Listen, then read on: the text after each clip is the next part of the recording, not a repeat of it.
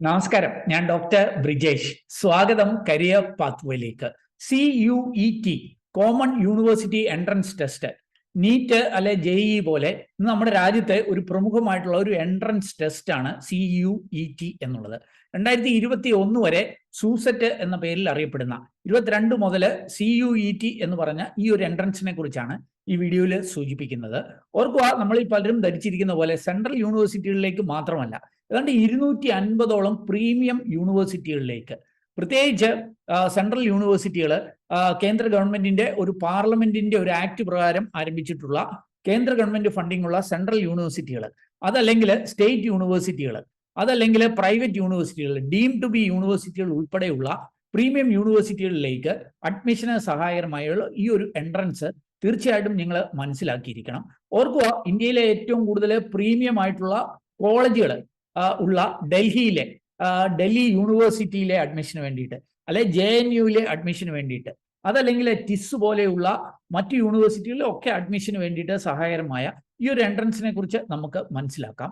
ഓർക്കുക, arts, science, commerce, ഇപ്പം agriculture, ഈ മേഖലയിലൊക്കെ നിങ്ങൾ ഡിഗ്രി പഠനത്തിന് വേണ്ടിയിട്ട്, അതും പ്രീമിയം ഇൻസ്റ്റിറ്റ്യൂട്ടുകളിൽ പഠനത്തിന് വേണ്ടിയിട്ട് എഴുതേണ്ട എൻട്രൻസ് ആണ് ഈ CUET എന്നുള്ളത്. അപ്പൊ അതുമായി ബന്ധപ്പെട്ട കാര്യങ്ങൾ മനസ്സിലാക്കാം. അതിലേക്ക് മുമ്പായിട്ട് ഒരു ചെറിയ കാര്യം, ഈ വീഡിയോ ചാനൽ ഇതുവരെയും സബ്സ്ക്രൈബ് ചെയ്യുമെങ്കിൽ ദയവായിട്ട് ഒന്ന് സബ്സ്ക്രൈബ് ചെയ്യുക. വീണ്ടും സ്വാഗതം കരിയർ പാത്വേയിലേക്ക്.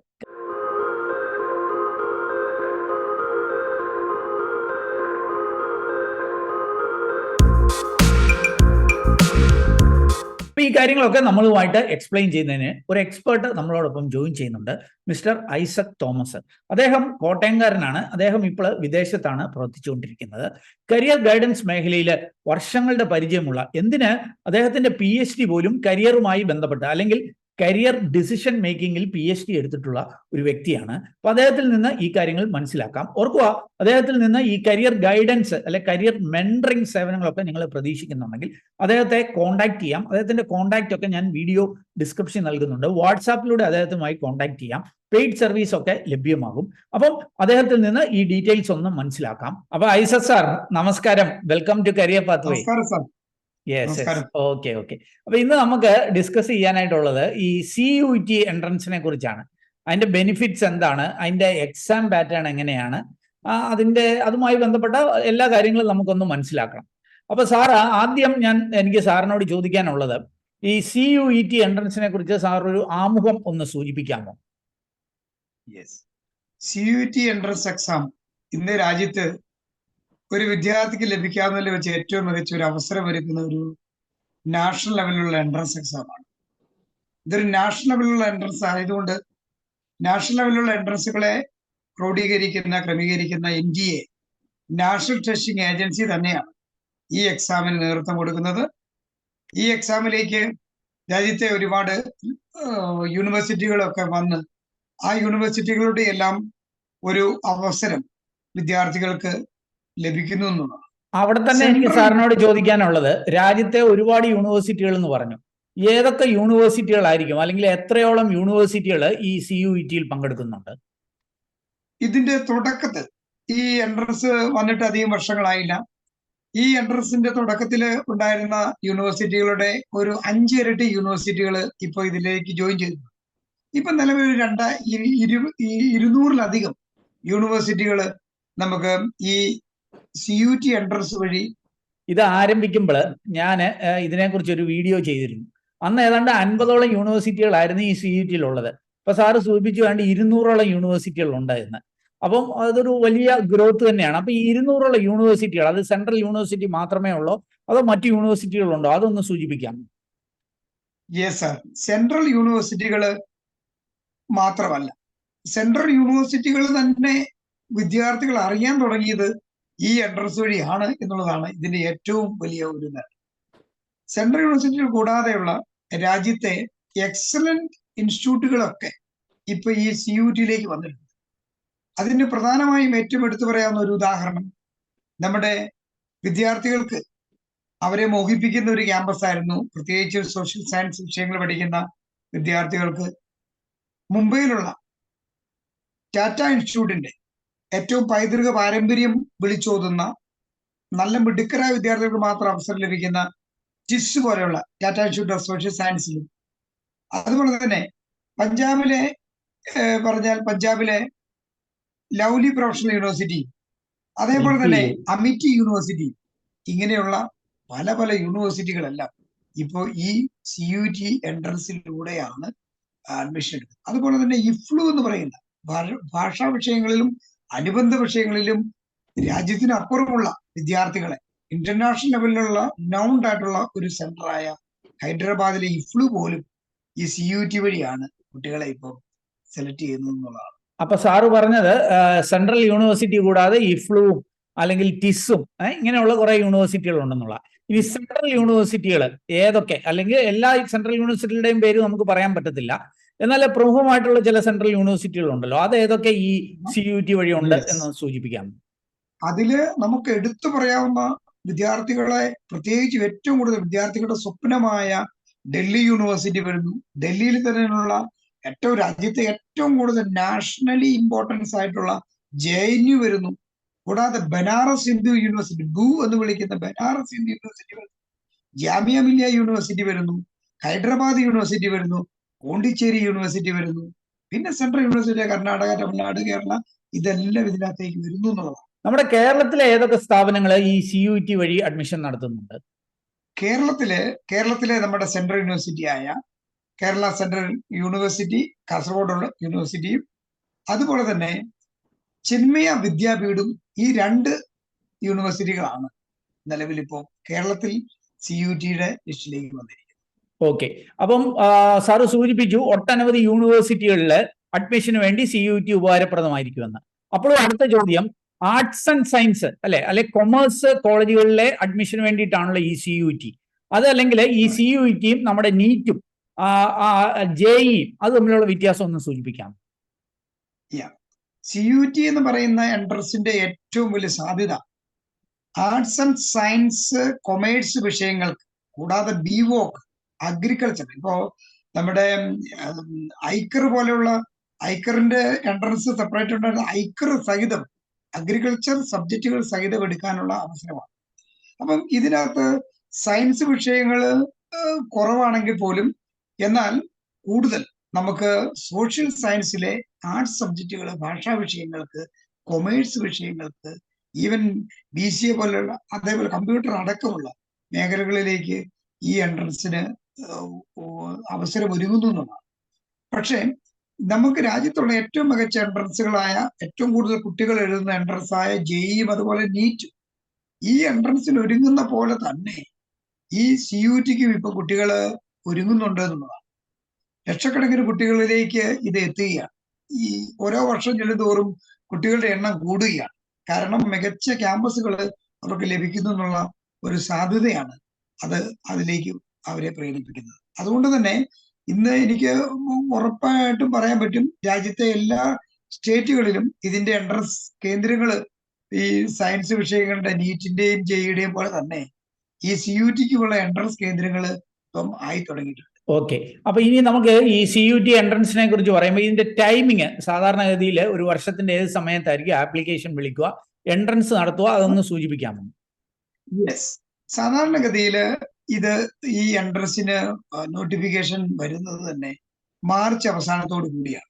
ഏപ്രിൽ ആദ്യ ആഴ്ച തന്നെ മിക്കവാറും ഇതിന്റെ ഒരു ആപ്ലിക്കേഷൻ എൻഡ് ഡേറ്റിംഗ് ആയിരിക്കും. അതുപോലെ തന്നെ ഇത് എക്സാം നടക്കുന്നത് മിക്കവാറും മെയ് മാസമായിരിക്കും. മെയ് മാസത്താണ് ഇതിനോടകമുള്ള എല്ലാം നടന്നിരിക്കുന്നത്.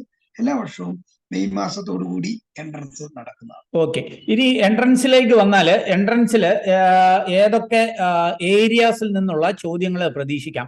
പല സെക്ഷനുകളായിട്ടുണ്ടല്ലോ, ആ കാര്യങ്ങളൊന്ന് സൂചിപ്പിക്കാം. തീർച്ചയായിട്ടും.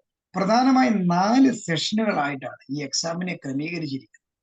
അതുകൊണ്ട് തന്നെ ഇതൊരു സിസ്റ്റമാറ്റിക് ആയിട്ടുള്ള ഒരു പ്രിപ്പറേഷൻ വേണം എന്നുള്ളതാണ്. ഇതിന്റെ ആപ്ലിക്കേഷൻ മുതൽ ഈ എക്സാമിന്റെ റിസൾട്ട് വരെ വേണ്ട എല്ലാ കാര്യങ്ങളിലും ശ്രദ്ധിക്കേണ്ടത്. പ്രധാനമായും 4 സെഷനിലെ ആദ്യത്തെ സെഷൻ 1 അല്ലെങ്കിൽ സെഷൻ A എന്ന് നമുക്ക് സെഷൻ 1 A എന്നും B എന്നുമായിട്ട് തിരിയുകയാണ്. അത് 2 ഭാഷാ വിഷയങ്ങളിലാണ്. ആ സെഷൻ A 13 ഭാഷകളും സെഷൻ 1 B 20 ഭാഷകളുമാണ് നിലവിലുള്ളത്. എന്നാൽ സെഷൻ ഈ B2 വരുമ്പോൾ ഡൊമൈൻ സബ്ജക്ട്സ് ആണ്. കഴിഞ്ഞ വർഷം വരെ 27 സബ്ജക്റ്റുകളായിരുന്നു ഡൊമൈൻ ആയിട്ട് കൊടുത്തിരുന്നത്. ഇപ്പോൾ 2 സബ്ജക്ട്സിലൂടെ കൂടി 29 ഡൊമൈൻസ് ആണുള്ളത്. ഇപ്പൊ വന്നിരിക്കുന്ന 2 എണ്ണം, ഒന്ന് ഫാഷൻ സ്റ്റഡീസും അതുപോലെ തന്നെ നമ്മുടെ ടൂറിസവുമാണ് ഇപ്പം ആഡ് ചെയ്ത് വന്നിരിക്കുന്ന 2 സബ്ജക്ട്സുകൾ. അപ്പൊ അങ്ങനെ 29 സബ്ജക്ട്സുകളിൽ ഡൊമൈൻ സബ്ജക്ട് കൂടാതെ ജനറൽ സ്റ്റഡീസ് ആണ് സെഷൻ 3 ഉള്ളത്. അപ്പോൾ അങ്ങനെ 4 സെഷനുകളിലൂടെ ആയിട്ടാണ് ഈ എക്സാമിനെ ക്രമീകരിച്ചിരിക്കുന്നത്. സാറേ, ഇത്രയും സബ്ജക്ട്സ് ഉണ്ട്, 29ഓളം സബ്ജക്ട്സ് ഉണ്ട്. ഇതൊക്കെ സാറ് സൂചിപ്പിച്ചു. അപ്പോഴും ഒരു കുട്ടി ഈ 29 സബ്ജക്ട്സും പരീക്ഷ എഴുതേണ്ട കാര്യമില്ലല്ലോ, അല്ലെ? അവന് സെലക്ട് ആയിട്ടുള്ള സബ്ജക്റ്റുകൾ അല്ലെ സെലക്ട് ആയിട്ടുള്ള ലാംഗ്വേജുകൾ എഴുതാൻ മതിയല്ലോ. അപ്പൊ അത് സെലക്ട് ചെയ്യുന്ന എന്തിന്റെയൊക്കെ ബേസിസിലായിരിക്കും? അതെങ്ങനെയായിരിക്കും? അതൊന്ന് സൂചിപ്പിക്കാം. പ്രധാനമായും സാറേ, ഏതൊരു വിദ്യാർത്ഥിയും തന്റെ പഠന വിഷയം തിരഞ്ഞെടുക്കേണ്ടത് അവന്റെ അഭിരുചിയെ, അവന്റെ വ്യക്തിത്വ പേഴ്സണാലിറ്റി ട്രേറ്റ്സിനെയും പിന്നെ കരിയർ അംബീഷനെയും എല്ലാം മുൻനിർത്തിയാണ് എടുക്കേണ്ടത്. അങ്ങനെ നോക്കുമ്പോഴും ഈ ഒരു എൻട്രൻസിന്റെ പ്രത്യേകമായ ഒരു പാറ്റേൺ വെച്ചിട്ട് ഒരു വിദ്യാർത്ഥി തിരഞ്ഞെടുക്കേണ്ടത് അതിന് ഈ ഡൊമൈൻ സബ്ജക്റ്റുകൾ, അവനെടുക്കേണ്ട ഐച്ഛിക സ്പെഷ്യലൈസ്ഡ് വിഷയങ്ങൾ ഏതാണോ അത് 3 ഐച്ഛിക വിഷയങ്ങൾ എടുക്കാം. അതേപോലെ തന്നെ 2 ഭാഷാ വിഷയങ്ങൾ എടുക്കാം. കൂടാതെ ഒരു ജനറൽ സ്റ്റഡീസും ആയിട്ട് ആണ്. അങ്ങനെ 6 ആയിട്ട് കംപ്രൈസ് ചെയ്താണ് അവൻ ചൂസ് ചെയ്യേണ്ടത്. പിന്നെ ഓരോരുത്തരുടെയും ഡൊമൈൻ അനുസരിച്ചുള്ള വ്യത്യാസങ്ങളാണ് പിന്നെ എക്സാമിൽ വരിക. അപ്പോഴും എനിക്ക് അറിയേണ്ടത്, ഈ ചില യൂണിവേഴ്സിറ്റികൾ ഇന്ന പരീക്ഷ എഴുതണം എന്ന് സൂചിപ്പിക്കുന്നുണ്ടല്ലോ, അങ്ങനെ എന്തെങ്കിലും ഒരു എക്സാമ്പിൾ വെച്ച് സാർ ഒന്ന് സൂചിപ്പിക്കാൻ പറ്റുമോ? ഫോർ എക്സാമ്പിൾ, ഡൽഹി യൂണിവേഴ്സിറ്റിയിലെ ഓണേഴ്സ് ഡിഗ്രി ഫിസിക്സില് ഓണേഴ്സ് ആണ് ഒരു കുട്ടി എടുക്കേണ്ടത് എന്ന് വിചാരിക്കും. ഓണേഴ്സ് ആണ് ആ കുട്ടി എടുക്കേണ്ടതെങ്കിൽ അവിടെ ആ കുട്ടിക്കുള്ള സബ്ജക്ട് ഓണേഴ്സ് സബ്ജക്ട്സിൽ വരുന്ന ഫിസിക്സ് ആയതുകൊണ്ട്, ഫിസിക്സിലാണ് ഓണേഴ്സ് എടുക്കുന്നത് കൊണ്ട് ആ കുട്ടിക്ക് കെമിസ്ട്രി പഠിക്കേണ്ടതുണ്ട്, ഫിസിക്സ് എടുക്കേണ്ടതുണ്ട്, മാത്സ് എടുക്കേണ്ടതുണ്ട്, പ്ലസ് ലാംഗ്വേജ് എടുക്കണം. എന്നാൽ ജനറൽ സ്റ്റഡീസ് ഒഴിവാക്കാവുന്നു. ഓക്കെ, അപ്പൊ അങ്ങനെയാണ് ഇത് ഓപ്റ്റ് ചെയ്യുന്നത്. ശരി, ഓക്കെ ഓക്കെ. ഇനി എന്റെ ചോദ്യം, ഇതിലൂടെ ഒരു ഈ പ്രീമിയം ഇൻസ്റ്റിറ്റ്യൂട്ടുകൾ അല്ലെ പ്രീമിയം യൂണിവേഴ്സിറ്റികളിലേക്കാണല്ലോ അഡ്മിഷൻ കിട്ടുന്നത്. ഈ CUT വഴി ഇങ്ങനെയുള്ള യൂണിവേഴ്സിറ്റിയിൽ പഠിക്കുന്നതുകൊണ്ടുള്ള അഡ്വാൻറ്റേജ് എന്തൊക്കെയാണ്? ഓഫ് കോഴ്സ് പ്രീമിയം യൂണിവേഴ്സിറ്റിയിൽ പഠിക്കാം എന്നുള്ളതാണ്. വേറെ എന്തെങ്കിലും അഡ്വാൻറ്റേജസ് സൂചിപ്പിക്കാനായിട്ടുണ്ടോ? തീർച്ചയായിട്ടും ഏറ്റവും പ്രധാനപ്പെട്ട ഒരു അഡ്വാൻറ്റേജ് എന്ന് പറയുന്നത് സാറ് സൂചിപ്പിച്ചത് തന്നെയാണെങ്കിൽ പോലും അതിനെ കൂടുതൽ അട്രാക്റ്റീവ് ആക്കുന്നത് രാജ്യത്തെ ഏറ്റവും മികച്ച പല സ്റ്റേറ്റുകളിൽ നിന്നും കുട്ടികൾ വന്ന് പഠിക്കുന്നതോടൊപ്പം പഠിക്കാൻ അവസരം ലഭിക്കുന്നു. മിടുക്കരായ കുട്ടികളോടൊപ്പം പഠിക്കാൻ അവസരം ലഭിക്കുന്നു. രണ്ടാമത്തേത്, ഏറ്റവും മിടുക്കരായ അധ്യാപകർ ഇവരെ പഠിപ്പിക്കാൻ ഇടയാവും. കുറഞ്ഞ ചെലവിൽ പഠിക്കാൻ പറ്റും. ഏറ്റവും മികച്ച ഒരു സ്ഥാപനത്തിൽ കുറഞ്ഞ ചെലവിൽ പഠിക്കാൻ പറ്റും. അതുകൂടാതെ പ്ലേസ്മെന്റ് സാധ്യതകൾ ഏറെയാണ്. നമ്മൾ ഒരു വിഷയം പഠിക്കുന്നു എന്ന് പറഞ്ഞാൽ ഈ കാലഘട്ടത്തിൽ എല്ലാവരും തൊഴിൽ മുന്നിൽ കണ്ടാണ് പഠിക്കുന്നത്. അങ്ങനെ നോക്കുമ്പം അതിനുള്ള ഒരു പ്രാധാന്യം കൂടുന്നു. അതുപോലെ തന്നെ തുടർന്ന് ഉപരിപഠന സാധ്യതകളിലേക്ക് ഇവർ വീണ്ടും പോകുമ്പോൾ എവിടെ പഠിച്ചു എന്നുള്ള ചോദ്യത്തിൽ ഈ ഒരു എൻട്രൻസിലൂടെ ഇത്തരം നല്ല ഒരു സ്ഥാപനത്തിൽ പഠിച്ചു എന്ന് പറയുമ്പോൾ അവർക്ക് ലഭിക്കാൻ പോകുന്ന ഒരു ഹൈറ്റ്സ് അത് ഉയർന്ന ഒരു നിലവാരത്തിലായിരിക്കും എന്നുള്ളതാണ്. ഉയർന്ന റാങ്കിലുള്ള യൂണിവേഴ്സിറ്റികളാണ് NDAയുടെ ഈ എൻട്രൻസ് ലിസ്റ്റിലേക്ക് വരിക എന്നുള്ളതും നമ്മൾ ശ്രദ്ധിക്കേണ്ടതാണ്. ഓക്കെ, ഇനി അറിയേണ്ട ഒരു കാര്യം, ഈ നീറ്റ് അല്ലെങ്കിൽ JEEക്കൊക്കെ പ്രിപ്പയർ ചെയ്യുന്ന ആ ഒരു പ്രിപ്പറേഷൻ കൊണ്ട് തന്നെ ഈ CUET പ്രത്യേകിച്ച് സയൻസുകാർക്കൊക്കെ എഴുതാൻ പറ്റുമോ? അതോ ഇതിനു വേണ്ടിയിട്ട് സെപ്പറേറ്റ് എൻട്രൻസ് കോച്ചിങ് പ്രിപ്പറേഷൻ ഒക്കെ ആവശ്യമായിട്ട് വരുമോ? ഇതിലെ നീറ്റിനും JEEക്കും നമുക്കറിയാമല്ലോ. നീറ്റിൽ വരുമ്പം ഫിസിക്സും കെമിസ്ട്രിയും ബയോളജിയും മാത്സ് വേണ്ട. എന്നാൽ ജെയിലേക്ക് വരുമ്പം ബയോളജി ഒഴിവാക്കിയിട്ടുള്ള ഈ 3 സബ്ജക്ട്സ് ആണ്. പക്ഷെ ഇങ്ങനെ നോക്കുമ്പോൾ ഒരു നമ്മുടെ മികച്ച യൂണിവേഴ്സിറ്റികളിൽ ബനാറസ് ഹിന്ദു യൂണിവേഴ്സിറ്റിയിലോ അല്ലെങ്കിൽ ഡൽഹി യൂണിവേഴ്സിറ്റിയിലൊക്കെ ഓണേഴ്സ് ഒക്കെ എടുക്കേണ്ട ഒരു കുട്ടിക്ക് ഫിസിക്സിലോ ഈ മുമ്പേ അതേപോലെ കെമിസ്ട്രിയിലോ ഒക്കെ ഒരു ഓണേഴ്സ് ഡിഗ്രിയാണ് എടുക്കേണ്ടതെങ്കിൽ ആ കുട്ടിയെ സംബന്ധിച്ചിടത്തോളം ആ കുട്ടിക്ക് ഒരുപക്ഷെ ചിലപ്പോൾ ഡൽഹി യൂണിവേഴ്സിറ്റിക്ക് ചിലപ്പം ജനറൽ സ്റ്റഡീസ് വേണ്ടി വരികയില്ല. എന്നാൽ മറ്റു ചില യൂണിവേഴ്സിറ്റി ജനറൽ സ്റ്റഡീസോടുകൂടി വേണം എഴുതാൻ. സയൻസ് വിദ്യാർത്ഥികൾക്ക് അവര് പഠിച്ച സയൻസ് വിഷയങ്ങൾ വിട്ട് ജനറൽ സ്റ്റഡീസിൽ വലിയ ഗ്രാഹ്യം കാണില്ല. അങ്ങനെ വരുമ്പോൾ ഇതൊരു ചലഞ്ചാണ്. അപ്പൊ അവര് ഇതിനുവേണ്ടി സെപ്പറേറ്റ് ആയിട്ട് ഒരുങ്ങേണ്ടി വരും. അതേപോലെ തന്നെ മറ്റു വിഷയങ്ങൾ എടുക്കുന്ന കുട്ടികൾക്ക് ഈ പറയുന്ന ജനറൽ സ്റ്റഡീസ് ജനറലി ഈ ഭാഷാ വിഷയങ്ങളാണെങ്കിലും ആർട്സ് സബ്ജക്റ്റും കൊമേഴ്സുകാർക്കും ജനറൽ സ്റ്റഡീസ് പ്രത്യേകമായിട്ട് ഒരുങ്ങേണ്ടതുണ്ട്. കാരണം അതേപോലെ തന്നെ അതൊരു അതിന്റെ ക്വസ്റ്റ്യൻസ് തന്നെ നമ്മൾ ശ്രദ്ധിച്ചാൽ അറിയാൻ പറ്റും. ഓക്കെ, അപ്പോൾ CUT-യുമായി ബന്ധപ്പെട്ട വളരെ വാല്യുബിൾ ആയിട്ടുള്ള കുറെ ഇൻഫർമേഷൻ ആണ് നമുക്ക് ഐസക് തോമസ് സാർ തന്നത്. Anyway, thank you sir for your valuable information. Thank you very much. Okay, thank you. അപ്പം CUET-യുമായി ബന്ധപ്പെട്ട കാര്യങ്ങളാണ് നമ്മൾ ഈ വീഡിയോയിൽ മനസ്സിലാക്കിയത്. നിങ്ങൾക്ക് ഇതിനെക്കുറിച്ചൊക്കെ കൂടുതൽ അറിയണം, അതല്ലെങ്കിൽ ഈ കരിയർ ഗൈഡൻസ്, കരിയർ മെന്ററിംഗ് സേവനങ്ങളൊക്കെ ആഗ്രഹിക്കുന്നുണ്ടെങ്കിൽ ഡോക്ടർ ഐസക് തോമസുമായി കോൺടാക്ട് ചെയ്യാം. അദ്ദേഹത്തിന്റെ കോൺടാക്ട് ഡീറ്റെയിൽസ് ഒക്കെ ഞാൻ വീഡിയോ ഡിസ്ക്രിപ്ഷൻ നൽകുന്നുണ്ട്. ഓർക്കുക, വാട്സാപ്പിൽ മാത്രമായിരിക്കും അദ്ദേഹത്തെ ലഭ്യമാവുക എന്നുള്ള കാര്യം. ഏതായാലും ഈ ഒരു വീഡിയോ അത് നിങ്ങൾ പൂർണ്ണമായിട്ട് കണ്ടതിലുള്ള നന്ദി അറിയിക്കട്ടെ. വീഡിയോ ഇഷ്ടപ്പെട്ടാൽ ഒന്ന് ലൈക്ക് ചെയ്യുക, കൂട്ടുകാർക്ക് ഉപകാരപ്രദമാണെങ്കിൽ ഷെയർ ചെയ്യാൻ മറക്കല്ലേ. വീഡിയോ ചാനൽ ഇതുവരെയും സബ്സ്ക്രൈബ് ചെയ്യുന്നില്ല, ഒന്ന് സബ്സ്ക്രൈബ് ചെയ്യുക. അതേപോലെ കൂടുതൽ ഇതേപോലെയുള്ള കരിയർ വീഡിയോകൾക്കായിട്ട് ഈ ചാനൽ തന്നെ നിങ്ങൾക്ക് പരിശോധിക്കാവുന്നതാണ്. ഏറ്റവും ശുഭകരമായ ഒരു ഭാവി കരിയർ നിർത്തട്ടെ. നന്ദി, നമസ്കാരം.